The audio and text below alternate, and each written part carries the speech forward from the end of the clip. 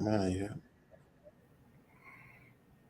It should be popping on now on Facebook. Send it to Papa or tag us all in before it show up on our page, please, Mr. Leo. Mm-hmm. I'm trying to wait till it come up. It still ain't came on. We're live right now, sir. Oh no. Yes.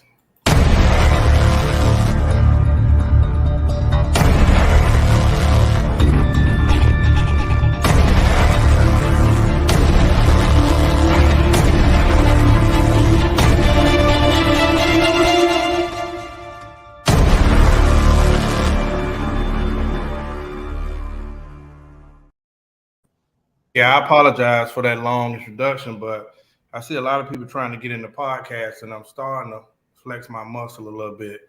I'm about to take it up a notch. So I want y'all to play Follow the Leader.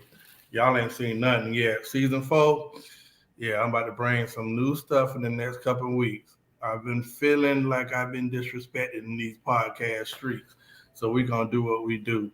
Hey, first off, welcome to another Monday Night Raw edition of the Black Super Friends podcast. I am your host. Tonight you would know me for legal reasons as Magnifico. All right, I'm joined by my best friends around the world. Uh, I'm going to go first to my boy out of the ATL. Most of the time, you can see him coming through the hills in all his glory. You will know him tonight as Super Mario Sr., aka Hardy Davidson, and Chuck. Hardy. Hey man, what's going on, man? I seen one of my close friends sent me a dear thing about a guy named Chuck. A guy named Chuck. At the end of the podcast, I'm gonna tell you why I'm Chuck tonight. All right. Next, I'm gonna go to the man who's sitting in the bottom shirtless. You would know him tonight around the world as Zayd, the International Ladies Man. Good evening. We here. All right. Next, I'm going to my partner up top who, to his credit, created the logo and is wearing the latest apparel that made us such a frenzy out in these fashion streets. He's wearing a hoodie that you can get by reaching out to Chris Leo of the Black Super Friends. Tonight, you will know him as Chris Leo. Well, you can't just sweater because this is the one I met when I was creating it. But if I just do it like this, it still looks like it's good. So that's why I just sit in this position. Thank you guys for showing up. And if you was at the old school gym, don't mind me because I asked Horace to make my picture a lot bigger than the rest of these guys, and he vetoed me out. So, but thank you guys for your support. Well, I want to give out a shout out to our new digital creator, Rightful Media, who created that new banner on the go. Bro, to see my face on this Jumbotron and perfect size, now that was pretty dope. That made me smile and say, man, look at us now. Right? So thank you to Rightful Media for that creative digital banner for us. Well, tonight's gonna be a special show. It's gonna be interesting to say the least. This is one of our brothers who don't come on the air often. But he definitely is a member of 30th Street. Oh, the stories. Oh, the camaraderie. And tonight we're going to introduce someone who, like I said, is one of our brothers. The BSF Nation goes outside of the 4 people that you see on this screen. In our community, he served as a pastor. He's a black man, married. He's been married over 2 decades. I want to say we're going on 3. Raised phenomenal kids, and right now he's entered into a new chapter of life where he is now a life coach. So when we bring him on air tonight, I want y'all to welcome and actually follow and reach out to him after this segment. Tonight we're going to join this cast our brother, pastor and life coach artist Newby. All right. Hello, everybody. Thank you. That's it. I don't think you're going to come in and say, listen, I really was going to hit the here I go, but I didn't want to come off too strong, so I just said I come in smooth this time. Maybe if I get invited back, I'll come in with maybe a little swag, maybe a little Ty tribute or something. All right, that's a good point. Because some have came on and are living with lifetime bad suspensions right now. So I wanted to come on really professional this time because I didn't want to get banned, or I didn't want to get put in the bloopers at the end of the season. Oh, the bloopers are pretty They real. Yeah, I've seen some of those bloopers. So yeah, I didn't want to be my first time on as a blooper. So thank you all for having me. Well, before we go into the segment that is dedicated to you tonight, we always start the show off talking about trending news, and you're going to join us on this session. Shout out to the 2023 NCAA Women's National Champion of Basketball, the LSU Tigers, on a championship win against Iowa, I believe. I'm not the sports analyst on the show, but I'm going to give it to Chris right off the bat. Right off the bat, talk about that championship run. You might not want to, because I think I'm thinking differently about this situation than what my culture seems to think. First off, I want to say congratulations to the Lady LSU Tigers. Phenomenal season, phenomenal win. Big shout out to you. I think that it's amazing for female college basketball. For the most part, I believe that they put on a better entertainment product this weekend. The NCAA, although we had two Florida teams in, I think the entertainment product was better on the girls' side. Yeah, but it was. Yeah, I actually do. I think the game was really good. But it's unfortunate we don't get to talk about the game. We got to talk more about the controversy after the game. Now, I don't have a problem with the taunting on both sides at all. I have a problem with her reasoning and her why she did the taunting. I seen I read in one of her statements, she was saying that if she was a guy, that it would be different, that she would be treated different for her actions. And I agree, 100%. I agree that if she was a guy, she would be treated differently, because if she was a guy, she would have got a tech. That's in NCAA basketball. They give you tech for taunting in the direction of a defender. I mean, of an opponent. They give you techs for that. So yes, if you was a man, you probably would have got a tech. Also, I heard her say she did this for women that looks like her. Again, women that looks like you don't like generalizations. So you can't do something for all the women, because they're not all alike, according to them. So you can never do that. Now, I don't know if you guys know the origin of this gesture. It comes from wrestling. The guy named John Cena did mean you can't see me. Now, I think, not to take up for Caitlin, in her 3 games, she scored 40. The next game, she scored 40. I think she scored 41, and then she scored 30. I think she's safe to say, you can't see me. Now, when she said it, she was never directing it to a team. That's what I think that the uproar is about with Angel, is that she was doing it directed to an opponent, and that is frowned upon in the NCAA. But again, like I say, I think that it was a great game. I think she was taken up. She said she was taken up basically for what happened, how Caitlin was showing up South Carolina the round before. I want her to keep in mind that that's an opponent. That's a conference opponent. Maybe, just maybe, you don't need as much love between them, because they're going to stand between you and the championship every single year. So, again, good luck. I appreciate the win. I think that was amazing for female college basketball. I just didn't agree with her reasoning. You might have to turn your mic on if you want. That was the bleeper. Who is this Chris? Who is this Chris that we're talking about? Coach Chris, knock it off. Listen. You serve it. I ain't gonna tell you how to reply, how to serve it back. She did it. You have to know that you got to be open for what's going to come after that. You can't tell somebody, well, she did this. I can't tell somebody how to react, because I can't tell them how it affected the person that received it. So just my comments. I want to shout out to I just went blank. The rapper that was gunned down in New Orleans, for his daughter to win the championship her freshman year. I don't know if y'all knew she had wrote a song when she went on America's Got Talent. I don't know what it is about that girl, but it's something special about her. Hey, I salute her for winning that, man. That's to lose your mom and daddy, that's a big story. Chuck. Well, Chris, he said it's factual, as most time he does. But one thing she did say specifically and over and over and over, she said she didn't like that when the way she was guarding the other girl and she was fanning her off at the 3-point line.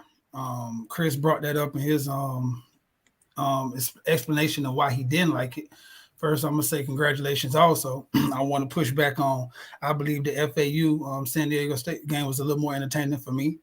Then that game went down to a buzzer beater. So that game in LSU game was a blowout. So I think the controversy made that game more entertaining. But LSU, I never thought they was gonna lose that game. The FAU game, I actually was cussing, mad, throwing stuff. I was really upset the whole time. That was a nail biter. I got, you know what I'm saying? Because even those 14 points they was up, I was still worried because there was too much time left. But I say congratulations. And she said a lot, and I'm not going to put this on. And, she said she did it for all the girls who look like her and all that kind of stuff. And, hey, if that's what you felt, that's what you felt. All I say is I don't have a problem with nothing. I think Caitlin didn't say nothing. I think the actual I forgot her name. I'm sorry.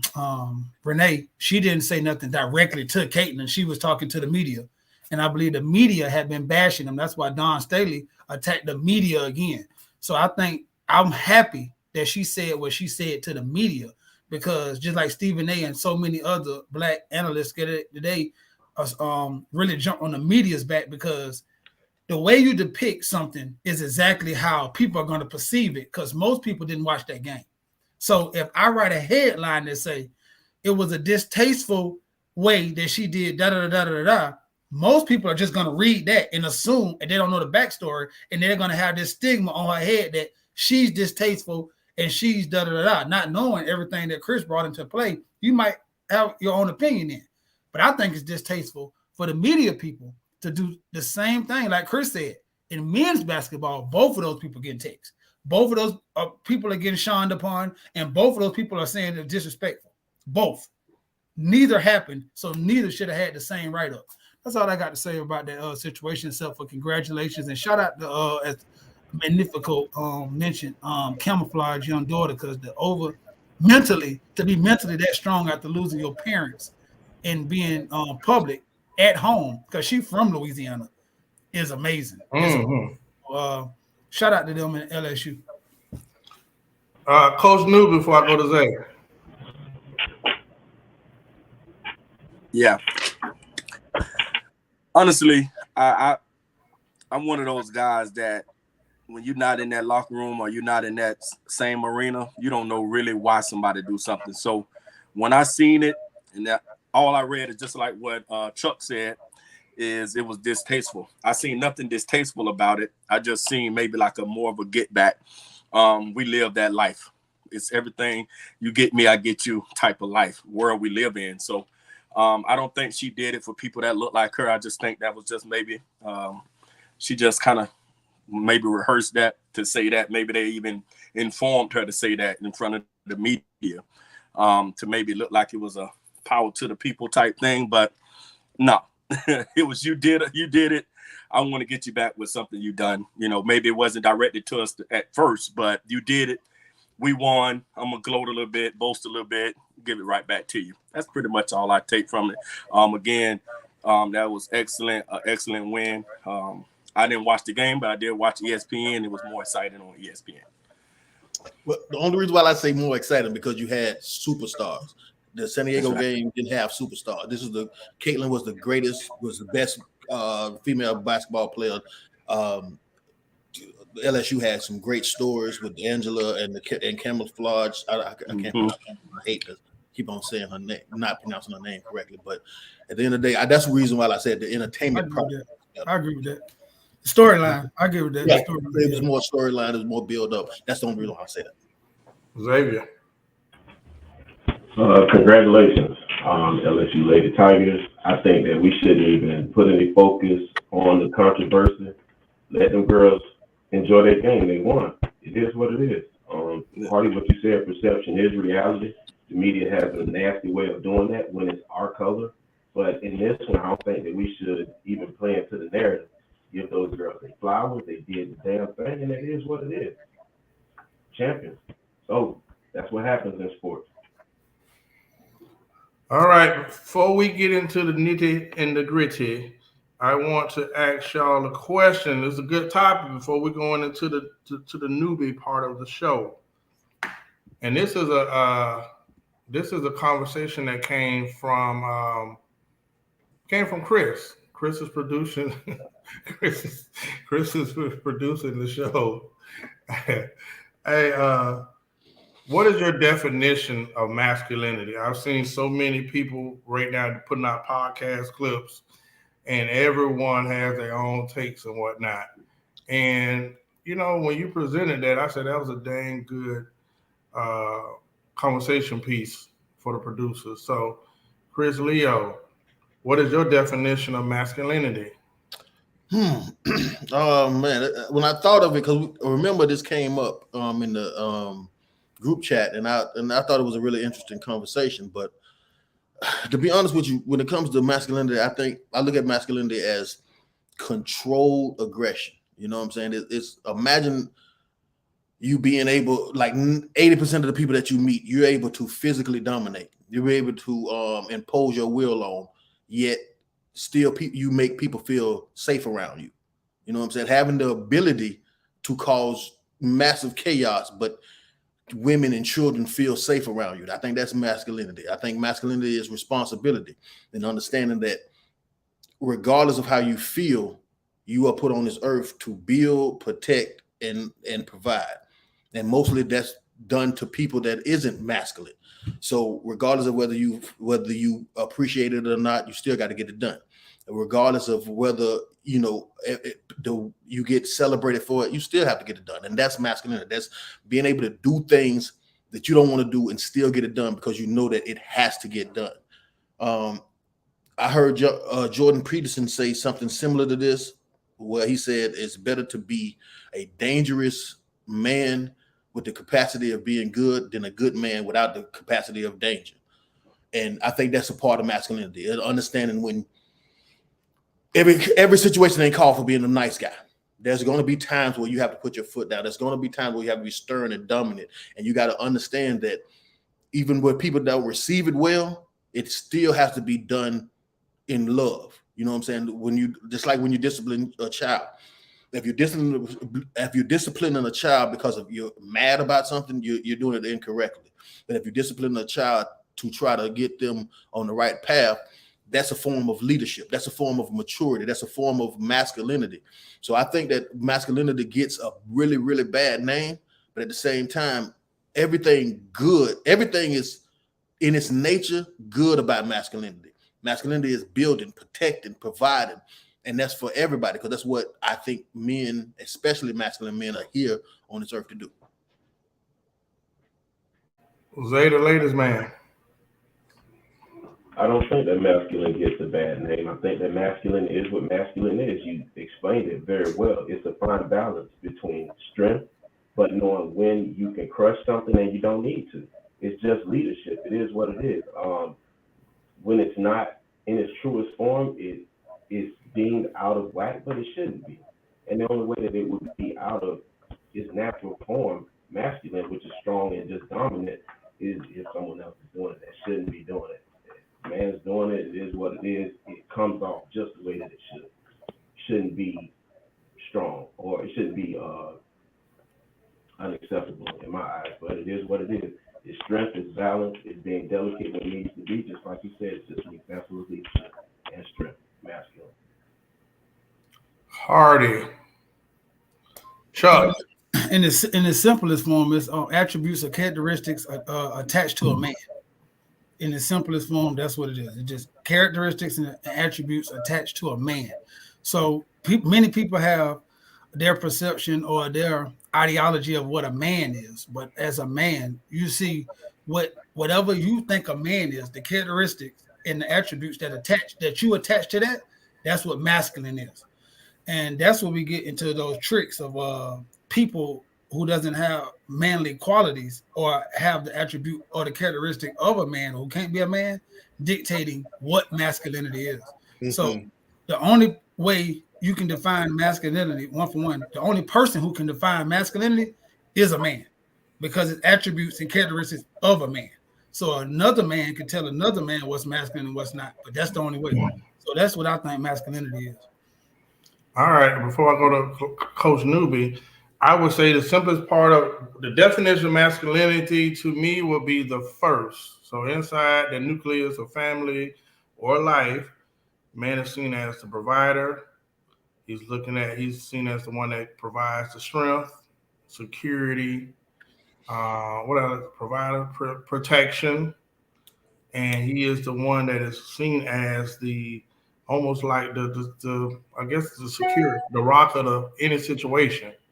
So I'll keep it simple because masculinity right now is up for discussion. But Coach Newby, what is the definition of masculinity? What is your definition? We don't want to do the European definition. Absolutely. Honestly, just listening to you guys, I think totally different. I think it's just the strict character of a driven man, not just a man.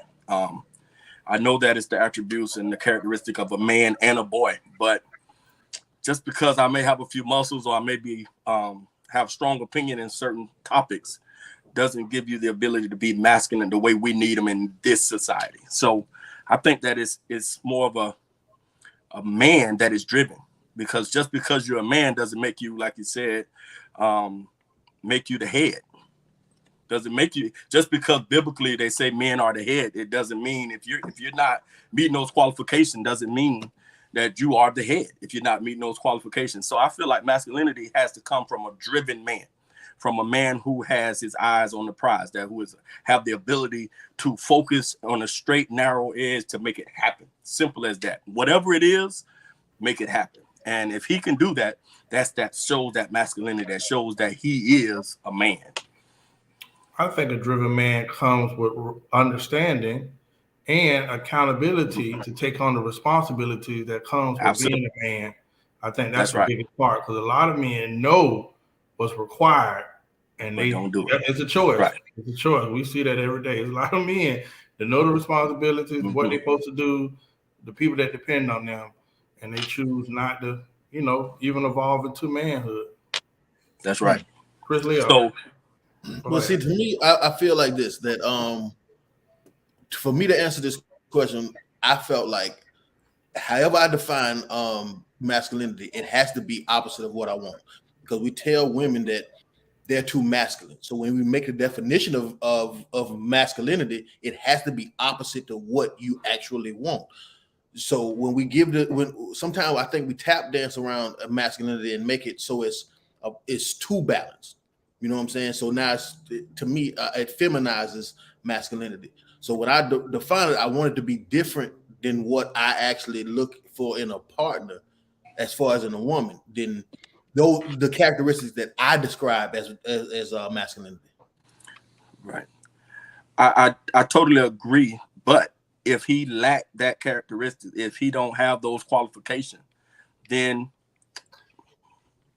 we go back to, is he man enough? So masculinity has to have the character, like he has to have the character and the know-how to be masculine. You know what I mean? There's a lot of men, I know we've grown up with men that's not so masculine. You know what I mean? And we say maybe he's, but he's just not masculine. A masculine man has to have a purpose, has to be driven, has to have that ability to make it happen.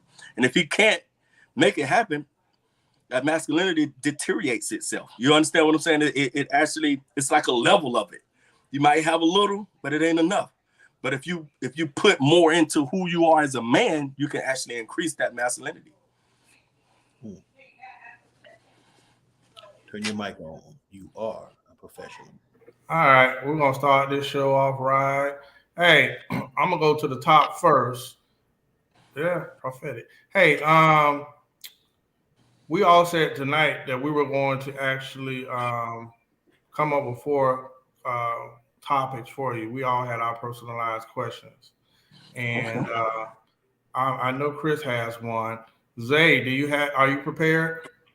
Of course. No, I mean like go now. Well, can we let him give us a rundown of his credentials? This is I don't think we introduced this man to the crowd, so Properly. let's give him the floor to give us a proper introduction of what you got going on, my brother. Okay. Okay. Or In the short version, so I can have time to answer the question because I'm very interested in the question. So, for those who may be just joining the show, I'm pastor, life coach, artist, Newby. The reason why I still have that pastor in front of that because that is something I believe that can never go away as long as you're operating in that calling. So I have to put that there in my credentials because I worked very hard for that title. The life coach is actually just like a plug-in. You know, I posted today that I'm the socket, and then I have other things that's plugged into me, meaning the socket really has the power. Everybody said they want to be a plug.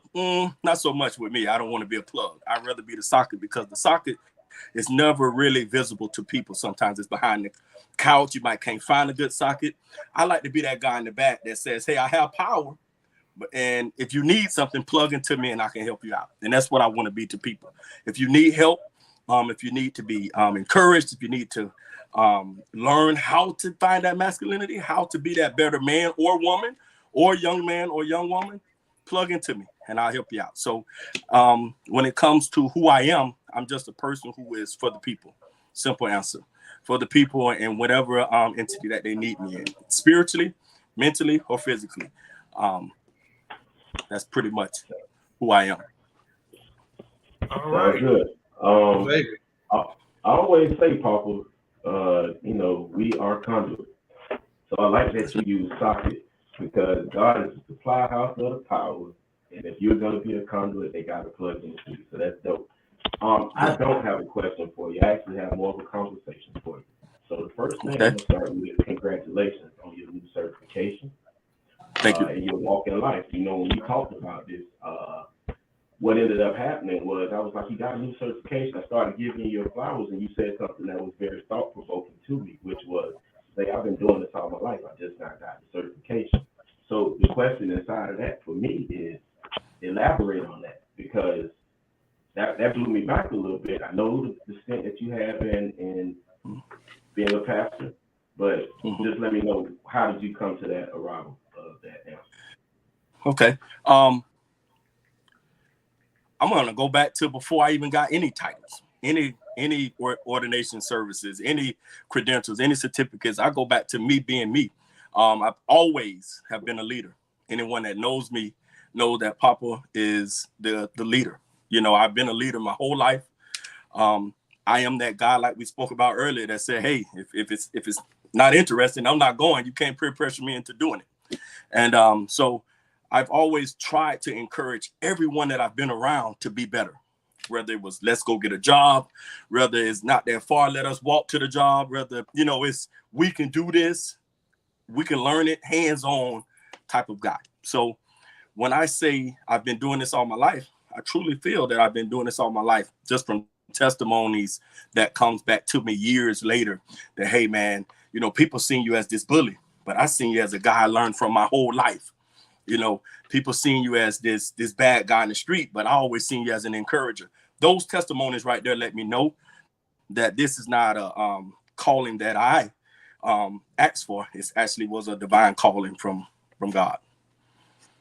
So all my life. Things a little bit. Me and you talked about that a little bit as far as individuals calling out certain things that they see inside of you, when in the realm of reality, they either envy those things or they don't. Well, I guess that's still envious. They don't know how to do it like how you did it, and they're watching you to study. And then some of them come around and are able to give you your flowers and say, "Hey, I learned from you," and others don't. how do you take that approach when you're trying to teach? Because like you said, these things have happened to you in life. So in order for you to be a life coach, you got to apply that to what it is you do. How do you turn that around? The best way in anything in life to deal with people and their scrutiny is to always be the first encourager. So I've learned how to encourage myself. And with that being said, then I can encourage any situation. That's how I feel. Doesn't matter what the situation is. It can be a loss of a loved one. It can be a marital dispute. I have learned how to encourage myself and apply what I learned to my own life. So I'm the first partaker. So the answer to that is I got to be the first partaker in whatever I do.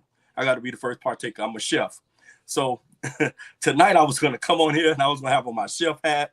I was going to have on my pastor collar. I was going to have on my life coat shirt, just to show people that you can have many hats. You know, it's not a jack of all trade type thing, master of none. No, I have mastered what God has instilled in me.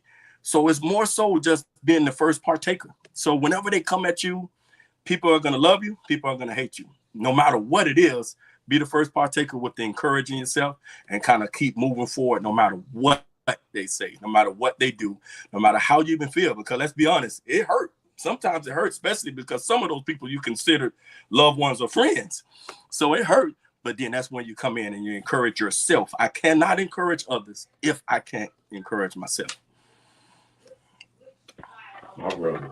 And then last but not least, I was going to talk about that Wild 40 because, you know, I let the boys get in. We can talk about that a little later on if we got time at the end. Hey, well, we talked about it earlier. Real quick, I want to say, hey, that 40th, my brother Hardy knows this, so I do have witnesses. My wife knows this.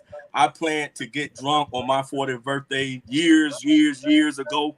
That's why he flew here to be here to support me, because I have carried them boys in many a nights. I have been a designated driver many a time, so I planned that with most of my life. I have planned since the age of 18. I planned my life.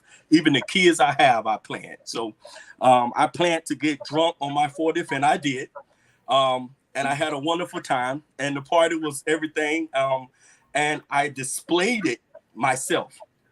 No one put me on Facebook. No one recorded me. I displayed it myself because I wanted the world to see that I could still be anointed and appointed and enjoy life. Because people are so caught up on traditional religion that they forget that you still have to have a traditional life. So I did that on purpose. Some hated it, but my ministry actually grew after the party. So I had a wonderful time. I'm glad you was there. And if you wasn't there, you missed it, because they still talking about that party right now. They keep telling me to run it back, but nah. No. Thank you, bro. Thank you, bro. I just wanted to hear from you on those things, man. Like I said, I'm going to share you with the rest of them, yeah. Sure. Yeah.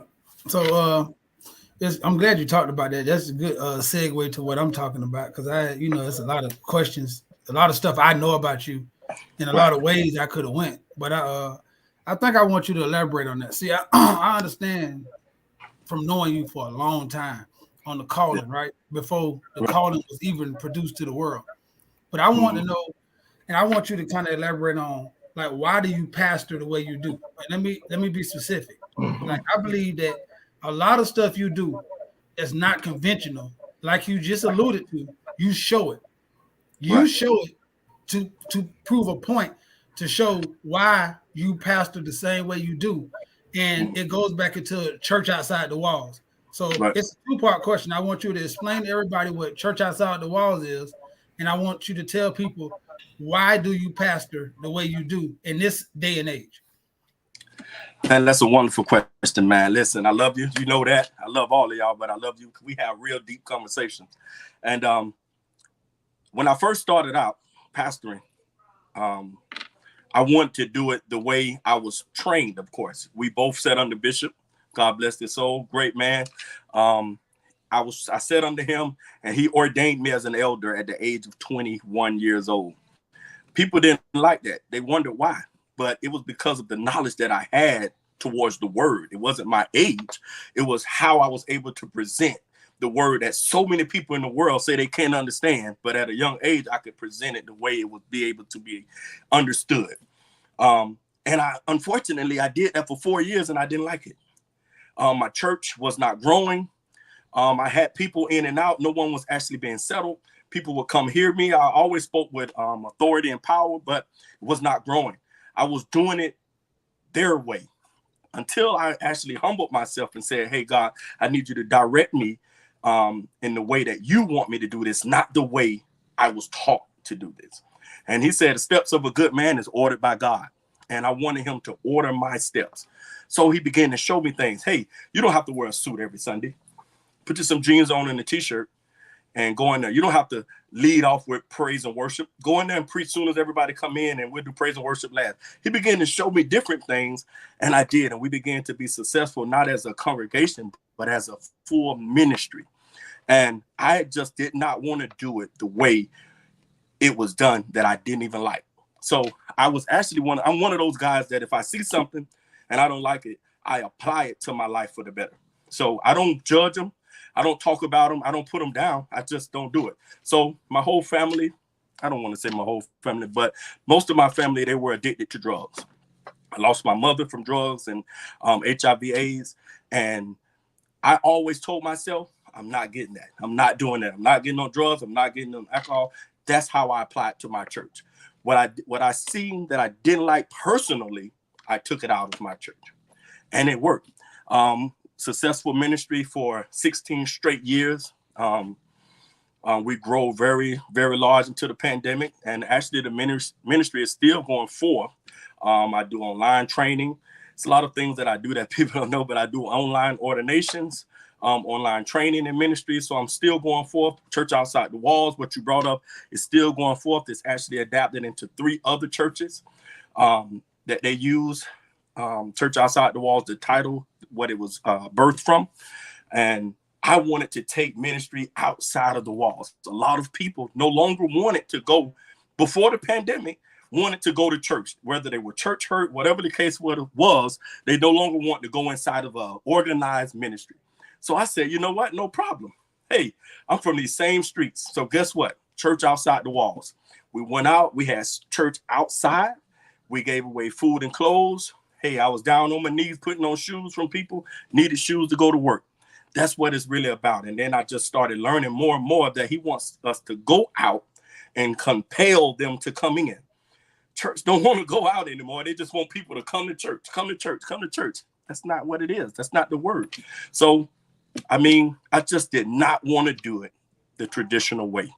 And it worked for me. Later on, maybe I'll be able to tell you a few more things that I'm doing within ministry. I do have my resume out there. I have got a few hits, actually, to pastor their churches, but Texas and Georgia, where you at, but I'm not ready to move, so I'm looking for something closer.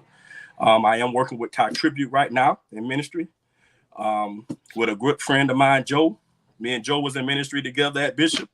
So it's a full circle, and I'm going to take Church Outside the Walls right there, and keep moving.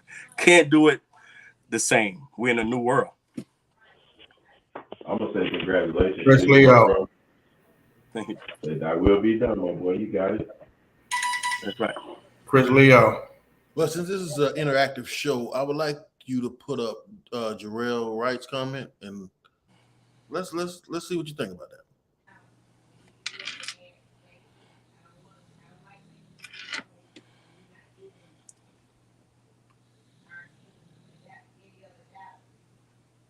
How do you feel about that?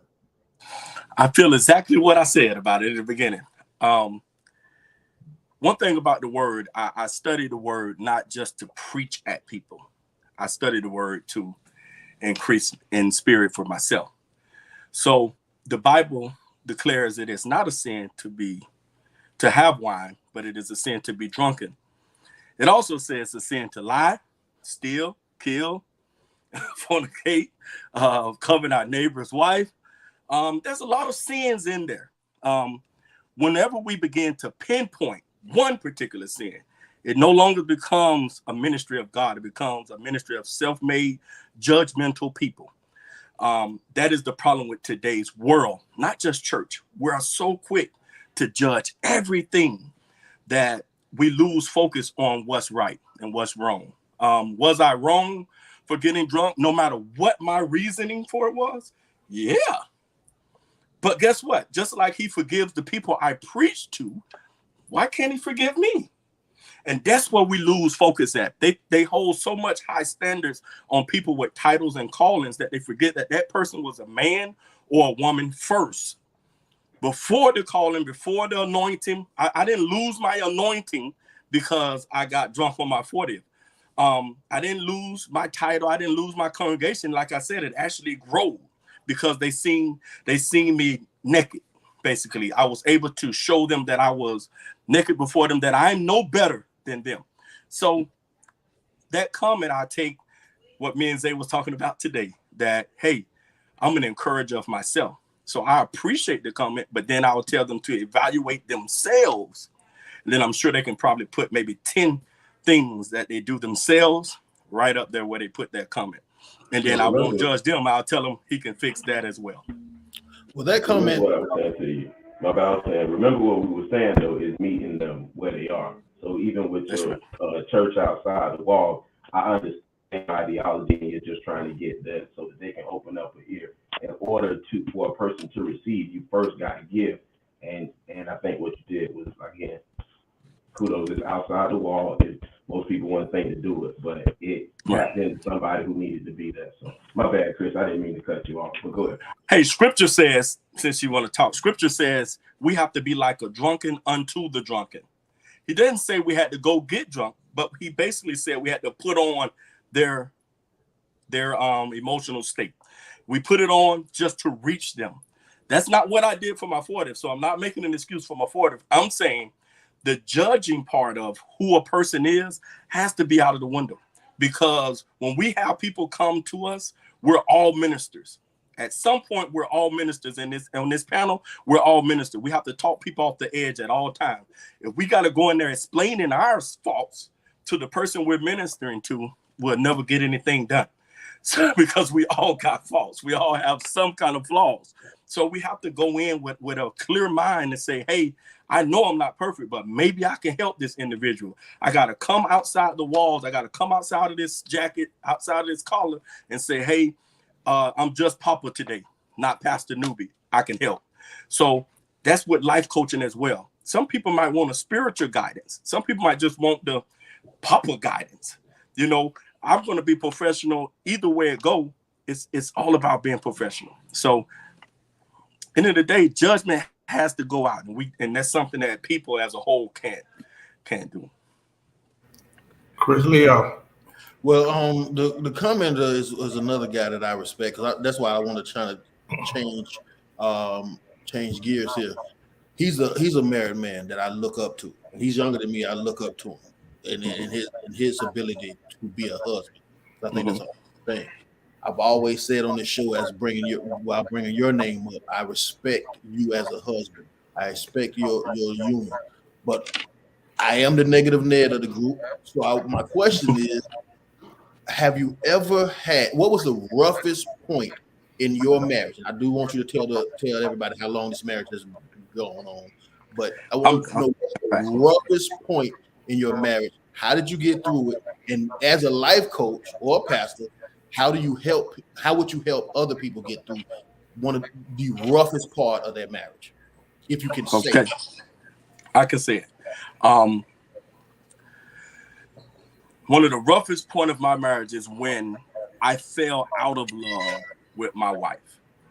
I fell out of love with her. I loved her, but I wasn't in love with her. And I know some of you may not understand what that means, but I met my wife 27 years ago, walking to a park. And that day I met her, I said I was going to marry her. And I did. July 28th, it'll be 22 years married, never separated. We never broke up. We never called it quits, came off and on and all of that stuff most relationships do, off and on, off and on. I've never slept outside of my room. So, but I fell out of love with her. And with me doing that, I made her fall out of love with me. That's the power of masculinity. That's the power of being the man. because the energy that we give off is going to reflect not only to our wives, but to our children and to anyone that comes in our vicinity. So I fell out of love with her and I showed it. I didn't go out and have a baby on her. No, I didn't go out and cheat. I just showed it with my emotions, my demeanor. I wasn't physically attractive to her. I wasn't being romantic at all. If I wanted to do something, I just did. It was like she was another woman in the street. I just boom, bam, bam, roll over, go to sleep. And it was no love there. It was no type of love there. And what I did was, I've been doing marriage counseling now 14 years straight. And I just started applying what I tell other people. So I started applying it to my own marriage. What can I do to fall back in love with the woman I know that I'm supposed to be with, that has been ordained to be with me? It was nothing she did. It was me, you know. We've been together for so long. I've never, you know, I didn't leave her, but I just wasn't in love with her. I started applying the things I teach others. That's how I'm going to be a successful life coach, because I applied what I've learned to my own life. And I began to have counseling with my wife. We sat down maybe an hour for a day for like maybe 3 months. And I led the conversation. As the head of my house, I had to do that. And guess what? Found out some things that I didn't know about her. Found out some things that I was doing that I didn't know I was doing. I found out some things that she wanted from me that I wasn't given. And it was such a learning experience that right now, I was telling you maybe a few months ago that before the show, before all this, I say, hey, I don't know what it is, but this is like my best friend. You know what I mean? I mean, we still get along so well. We laugh. We're in love with each other. And it's only because I was able to man up. I was able to say, hey, what is going on? I know this is the enemy trying to tear away 20 years of togetherness. And that's what happened. I mean, it was horrible. I'm not going to tell you that it was good. It was horrible, but I never displayed any aggression or anger in front of the kids. So the kids didn't know. When we finally told them, they were shocked because they never would have guessed it, because that's how you have to be in a successful relationship. You have to keep that what is whole value to you between you and that individual. You can't go out and start telling the whole world. They're not going to help you. You can't be trying to bring negativity in with the kids, trying to make them true sides. That's not going to help you. I kept it between me, her, and God, and it worked. And right now, I tell you, our relationship have never been better. And anytime if I even feel like I'm slipping back, I apply what I've learned, and we snap back out. And vice versa. She do the same. So it was rough. It was a rough patch, man. I'm telling you, it was rough. Not speaking to each other in the same house, laying in the same bed, not kissing each other, none of that. No kind of affection. You know, it was rough. But we people ask me, how did you stay married so long? Papa, you Papa. And I tell them the simplest answer: just don't quit. Yeah. Simple. I guess going through that led to you becoming one of the most picture-takingest couples I ever seen in my whole entire life. Y'all, I mean, I have to give her all the credit for that. We honestly, we agreed that she only put a few. Honestly, we do a lot together. We date almost every other day, whether it's a walk. That's what a lot of people lack in their relationship. We date a lot. So we only put up what we want people to see, per se, but we date a lot. Like, we went on a date last night, but we didn't post anything. You know what I mean? So we only put up what we want because we want people to see that Black love is still there. And we're not doing this for the book. We're actually still in love. We still laughing all night. You know what I mean? We're going to bed laughing. So I'm not telling you all that we're perfect. I'm telling you that we still love each other. We still, you know what I mean? So she'll take 1,000 pictures of everything we do, bro. But I'll be like, hey, man, hey, you know, I'm tired of all these pictures. Turn around, babe. They don't understand that, Cap, but don't talk to them about it. Cap. I'm calling Cap. They don't understand that. Not tired of the pictures. You're the most TikTokers pastor in the world. You Instagram post. You love the face. You like the sugar. I promise you. That's a bond between me and my daughter. If you notice, most of those TikToks are really directed towards Alana. So Alana is this. She has all of this energy, and in our family, I'm the guy that has the relationships with all the kids. I don't want to say my wife don't have a relationship with our kids. She does, but I'm the go-to guy for every single thing. I mean, my daughter's 22. She came to me when she wanted to start having sex, not her mom. You get what I'm saying? So I have that open door policy. My kids know it. They love it. So my 8-year-old wants some kind of, something different with me than everybody else. So we do the TikToks. And I mean, I didn't know I was going to get that much following. I'm almost at 10,000 followers. I didn't know people was going to blow up. But I like to have fun too. But the picture thing with the wife, I promise you, I have to put on a fake smile because I really don't. Not as much as she want to do it. Trust me. Hey, we got room for one more question. We actually did good with the pre-con. Got one more question, and whoever want to take it. Okay. I want to ask you this, and we'll try to be quick. If as a potential client, what am I going to get? Am I going to get the life coach / pastor on the side, or am I going to get the pastor masquerading as a life coach? What do I get as a client of life coach Pastor Newby? Okay, listen. So I created before I even hold on. Mario, I have a question. No. That's a great question. I want to know before you ask what you're gonna get. I want to know do you separate? Can you separate, or is it a separation in the two? Then tell me what you're gonna get. Yeah. All right. Okay. I was going to actually give all that in the whole. So before I actually put out that I got certified as a life coach, I started writing. So I'm almost done with my book. So be looking for that. I know I snuck that in there, but hey, be looking for my book. So I wrote out an intake form. And in this intake form, it actually has 2 parts. I have it on one side, but 2 parts. And it simply says, what are you looking for in a life coach? Are you looking for spiritual guidance, financial guidance? Are you looking for mental guidance? So where are you in your life that you're saying, hey, I don't want to go get a therapist, but I want to get a life coach, someone that's going to push me, drive me. And so they all are separate. The good thing about me, I have done atheist funerals. You say, how did Pastor Newby do an atheist funeral? Because I am a professional, and it's that's the simple answer. I'm a professional. So whatever you're looking for in a life coach, I'm going to be that and only that to you. So my simple answer for you to understand is, if you go to a funeral home and you tell the funeral home, this is a non-conventional funeral.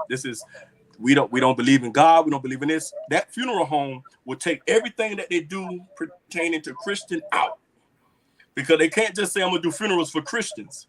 So they're a professional business. So they take all of that out. They won't say no hymns. They won't read no scriptures. They won't come down where you wear a crown. None of that stuff, because they're professional first.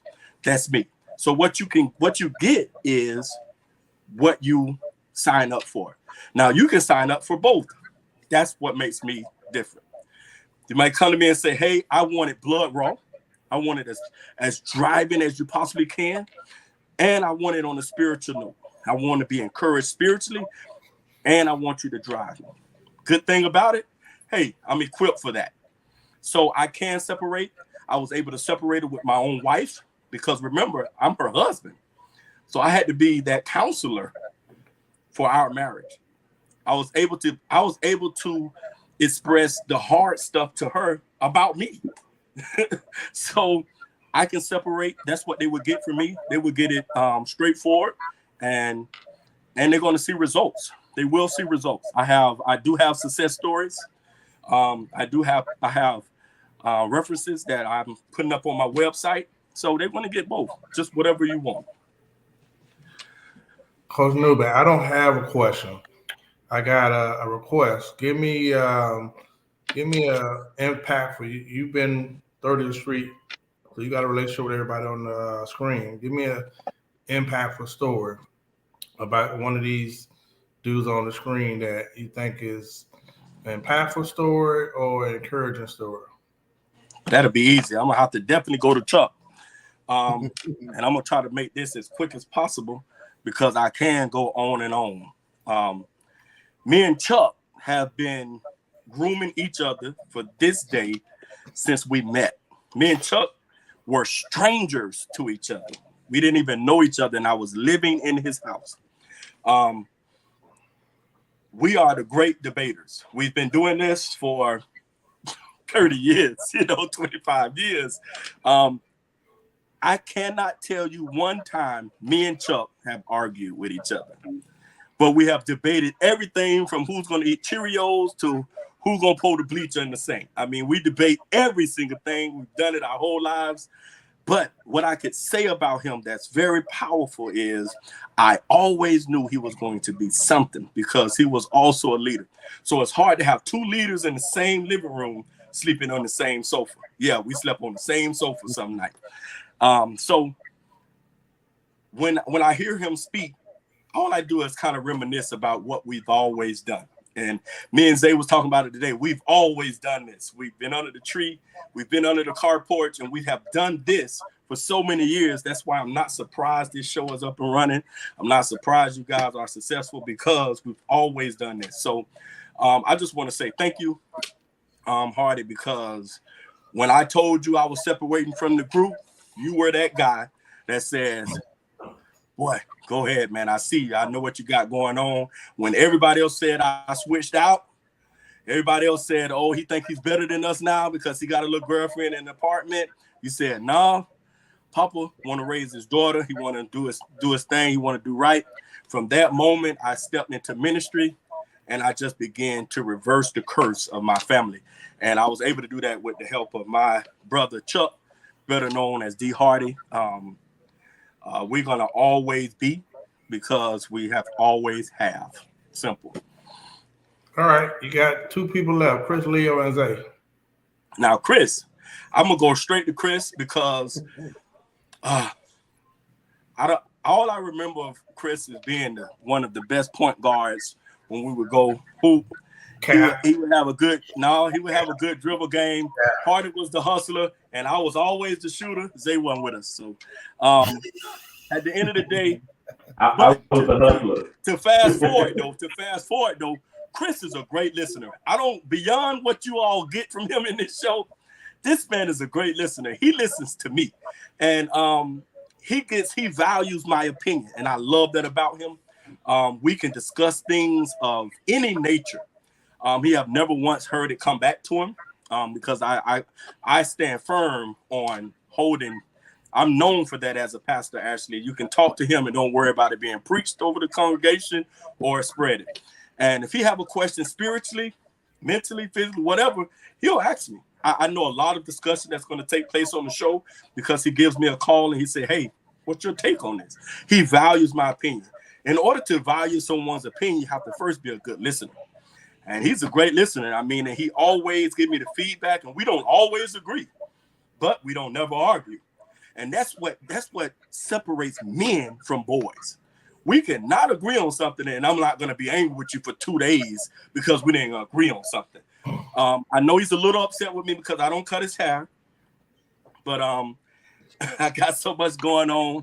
I am in college right now, getting my master's. I want to throw that in there. Hardy, hey, kudos to you. You went back, got your certificate, got everything. I said, hey, I'm not too old to get what I need to get. So, yeah, your boy's in college. I've been in college now almost 5 months. Chris knows it. Not too many people knows it. But I'm getting my master's, not for the world, but for me, So I'm excited. But, Chris, you the man. Zay, hey, we've done a lot of great things together. We've done a lot of bad things together. We're going to leave those things out. People love us together. I was telling you today, people ask about us all the time. Zay was always the go-getter in the group, though. He, when all of us was hanging out, Zay passed right by, blow the horn, bump, bump, bump. I know he on a mission, so it was never no love lost. So I know that the guy that he is now, international, is because he's always been that way. He's always on the move. And I like the way you move because you don't have to move in a pack. I love it. You don't have to move in the pack to beat Zay. So keep doing that. And I'm gonna go to you, even though you tried to exclude yourself from it. But he tried. I'm just a host. You tried to exclude yourself. But listen, Forrest, you have been a guy that's you've been over there on 30th with us. You pop in and out. when you came in with success stories. You came in and let us know that even if you was capping, even if you was flogging, it still told us that it's possible, that we could be something, we could do something, you could, you know what I mean, have something in your hands. I can't tell you all the stories that you gave us when we was on 30th was true. I don't know, but I know what I took from them was I can get it because my boy got it. You know what I mean? That's how I looked at it. You always been the elders of all of us, so of course we always had that little respect for you because you was the oldest out of the crew. So when you stepped on the scene, we say, hey, that's two. He doing things. I know we can do things, and keep doing what you're doing. Keep putting your voice out there. Make sure people hear you. They don't have to see you, but make sure people hear you. Chuck. No, you know what? Yeah, go ahead, Chuck. Yeah, first of all, I just want to say, y'all, it was great having you on. You know what I'm saying? You know, we've been talking about this for a while, and like everything you said, but you know, just to give you your flowers while you're on the show too. It's not too many people I've met in my life that did actually say they want to do a lot of things that was predestined what we was doing. And let me tell you what I mean. When we was in the thick of having as many girls that I thought I possibly wanted in the world, he came home and said, hey, I'm finna marry Shan. I said, what? What? Like out the blue. Like out the blue. I'm talking about out the blue. Like just, I'm finna go. He said, yeah, bro, you know, that's the one. And then the thing is, me and Shan went to school all my life. So it's crazy because like her and Papa, like me and Shan always been cool. Like Shan helped me single-handedly helped me pass Spanish. I never knew a word of Spanish. Shan single-handedly helped me pass. You know, so I knew he couldn't pick the better woman. So that wasn't the case. It was the point of, at that point, it's like, dang, like at that point, like my brother finna peel because I knew I'm finna what this meant. It meant I'm finna get married. Shan was finna be pregnant. I'm gone. So then I had to like really for a couple of days. Pat-Man called. He like, bro, you heard what Papa said? So Pat-Man kind of came to me. So I was like, I don't know, bro. He like, you talk to him? I like, I'm gonna talk to him. So then when I really talked to him, I was like, I heard how sincere he was about breaking what he said, and I think he said it so fast I wanted people to hear how sincere he was about breaking generational curses. That's right. And when he kept saying, bro, I can't let this continue in my family. Absolutely. And I said, when we had a whole bunch of homeboys, listen, we was definitely not the men we see right now. This is a great group of men that you see right now, polished. Right. At that point in time, he went and got another job, moved out, and then told us he was going to propose, and then all of us went to the church while he proposed. And then all of us sitting in there, I just came from the club. We all in the back row. Nobody knows what I'm saying. Like this is, but we 18, we 19. Yeah, this is the craziest thing in the world. And I'm not gonna go on and on. But the same thing happened with him joining the church. Then he became a pastor, and then he started a business. He said, I ain't working for nobody. I'm saying I've seen this time after time after time after time again. And he called me over and over again too. And me and him from the beginning, still he'll call me like, "What you think about this?" And he ain't lying. I'll be like, "I don't, bro. That's crazy, bro. I don't think." He'll be like, "I love you, but I'm gonna still do it. Just pray for me." And we do this all the time. And when doing that, I say that I could see that, you know, I'm so happy that he explained, because one thing I could say, whether you don't like Papa, whether you do, whether you respect him or you don't, one thing you cannot question is his love for God and his purpose to help people. So I'm so happy. I'm so proud that you went back to school, that you going to the highest of heights, and that you continue to be an example for people along the way, man. I love you, and I'm so proud that you came on, man. Thank you. Thank you. One thing before we get out, I'm gonna thank everybody for tuning in. I hope you guys took some valuable nuggets from this conversation. As Papa alluded to, we did this under the light pole in front of my house religiously. But man, Papa, man, I'm proud of you. I'm glad that you got a chance to come on. I was gonna say that, Horace, you got a lot of flowers tonight. See, all those attributes that Papa did is because he said the leadership that you gave him was, if y'all can do it, I can do it. So that led him probably never knew that till tonight when he said it. So again, man, I appreciate you coming on. Everybody else, I always tell you the same thing. Tag a friend, share it. It is free. We're gonna have a show about that. Support is free. Okay? We try to help all the people we can help. We don't ask for a whole lot. A share takes 2 seconds of your time, not any money. $3.99. That's right. Free 99. Chris Leo. Yes, I'd like to say thank you for showing up tonight, man. We wanted to make sure we asked questions that wasn't softball questions. We want to give you something, some questions that's going to be tough, and we want to put you on the spot. And I think that I appreciate the way you answer it. I appreciate your transparency, honesty, and all that, man. I appreciate you all the way from.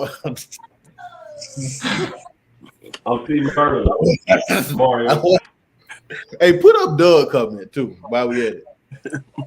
Put up Doug comment, please. Dog, get your goddamn tongue in your goddamn mouth, man. What the hell is going on, bro? Put your tongue in your mouth. It's your profile pic. Hey, but it's time we got to pay the bills. Buy a mug. Get a hug. Don't do drugs. And if you want a little spice in your life, get you some Mr. Taste seasoning. And I can tell you I use it because I got 2, and I don't even know which one to use. So I use some out of this one. This is for fish. This is for chicken. This is for boiled legs. This is for whatever you want. Shout out to Jarrell. Jarrell, look, it's your turn to come on, man. Invitation to your mom. We want to hear you come on also, man. We'd love to have you. That's all I got. Coach Newby, we're giving you the last. Hey, let them know where they can find you. Everything. All right. Hey, listen, I want to say thank you to our host. Hey, man, I want to say thank you for having me on. It has been a long time coming. I wanted to come, and I wanted to make sure that I say this, that I should have been already on the show with my credentials as an overseer pastor. I should have already been on the show. I've been married. I have never been separated. I should have already been on the show, but I'm grateful to be on the show right now because that wasn't my season. But I do have some seasoning you can purchase from me. All you got to do is hit my inbox, and I will make sure you get it. You can follow me on Artist Oversee Newby on Facebook. And you can just keep watching me because there's some great things coming up. Some seminars I'm going to put on. I'm going to be doing a lot of open discussions. So please keep following me. Keep praying for me and my family. This year will be 22 years married. I'm excited about it. Just keep praying for us and keep praying for me. Hey, college is not easy, but I am in college and I'm focused. And I want to make sure that I be the best man I can be. So I thank y'all. I love y'all. You all know that. Actually, that's one of our things people need to know. We always tell each other we love each other. So they think men can't do that kind of thing, but we don't walk away. Me and Chris don't walk away from each other. I say, all right, love you, bro. Me and Zay never hang up the phone without saying I love you. Me and Hardy definitely don't do it. Even if we finish texting, we still say love you. So we can love on each other. Make sure people know that. Well, listen, I say much love, but I ain't telling them jokes. I love them.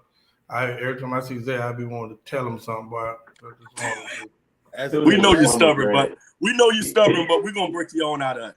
I didn't get my mug, so I had to go to Wawa. Well, speaking of that, Black Super Friends has invested in the season, but you have not invested in the Black Super Friends. I think I was the first person to buy a shirt. I'll buy a shirt, but I was the first person to buy a shirt. And not only do I buy it, but I share, I wear it, and every time I put it on, I make sure I take a picture, post it on Facebook. So I give a lot of promotions that have never been on the show. I share it, I comment, I give insight to the questions of the show. But I thank God for being on the show tonight. So I'm not gonna keep being petty, but I am petty. But I am petty, and I was wondering why I haven't been on the show. Chuck, Zay, Chris, Horace, but I mean, I hear a lot of topics that I have a lot of insight on, but I've never been on the show, and I'm from the same street.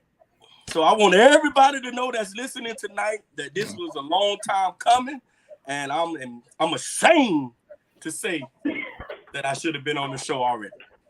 But Hey, Chuck, take us I've out. been a business owner for 16 years. You can Google me. You can Google me. You can pull me up on Sunbiz. Sunbiz. It says active.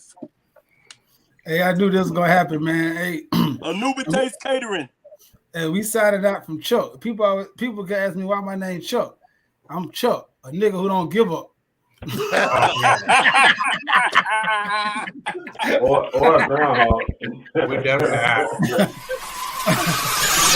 Oh,